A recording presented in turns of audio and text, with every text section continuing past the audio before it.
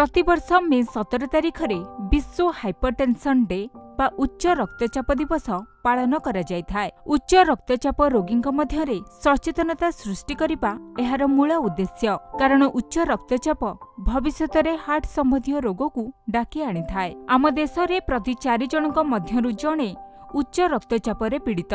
विश्व स्वास्थ्य संगठन रो एक रिपोर्ट अनुसार भारत में जदि 50% उच्च रक्तचाप पीड़ित निज रोग को नियंत्रण में रखिपारे तेबे 2040 सुधा अति कम रे 4 नियुत लोकंकु मृत्यु मुखरु बंचाई हेबो। एथिसहित भुवनेश्वर स्थित आंचलिक भेषज गवेषणा केन्द्र द्वारा कराଯାଇथिबा अनुसंधानरु जणा पड़िछि जे देश रे 21.3% महिला एवं 24% पुरुष उच्च रक्तचाप रे पीड़ित।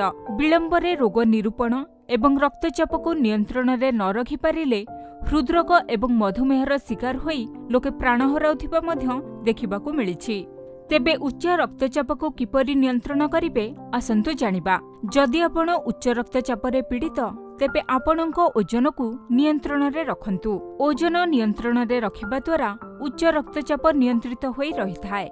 स्वास्थ्यकर खाद्य एवं भल डाएट उच्च रक्तचाप को नियंत्रण करिबारे साहाय्य करिथाय। तेणु उच्च रक्तचाप रोगी निज खाद्य रे तटका फल, पनीपरिबा एवं फैट फ्री फूड को शामिल करंतु। उच्च रक्तचाप थिले दैनंदिन किछि व्यायाम करंतु। आपण चाहिले एरोबिक एक्सरसाइज, पुशअप एवं वेट लिफ्टिंग मध्य करि परिबे, जहा आपणक ब्लड प्रेशर को नियंत्रण रखिबारे साहाय्य करिवो। उच्च रक्तचाप रोगी निज खाद्य रे कम लुणर व्यवहार करंतु। एहा द्वारा रक्तचाप नियंत्रित होई रहिथाय। उच्च रक्तचाप रोगी मद्यपान एवं धूम्रपान ठारू दूरेई रुहंतु। एपरि करिबा द्वारा ब्लड प्रेशर नियंत्रित होई रहिथाय।